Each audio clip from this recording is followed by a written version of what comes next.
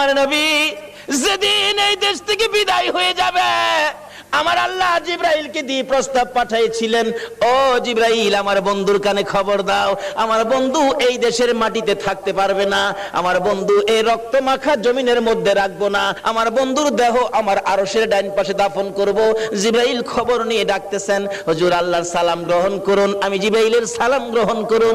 আল্লাহর নবী গো, আপনার দেহ মোবারক আল্লাহর আরশের ডাইন পাশে দাফন হবে, আপনি খুশির সহিত কবুল করুন। আমার নবী কোনো কথা কয় না, দুইটা চোখের পানি ঝরঝর করে ছাড়তেছে। জিবরাইল বলেন, ইয়া রাসূলুল্লাহ, এত সুন্দর প্রস্তাব নিয়ে আসলাম, কোনো কথা কন না, খালি কাঁদেন কেন জানতে চাই।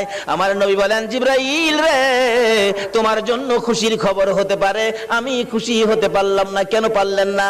রে জিবরাইল, আমার দাফন আল্লাহর আরশের ডান পাশে হবে, আমি জানতে চাই আমার গুনাহগার উম্মতের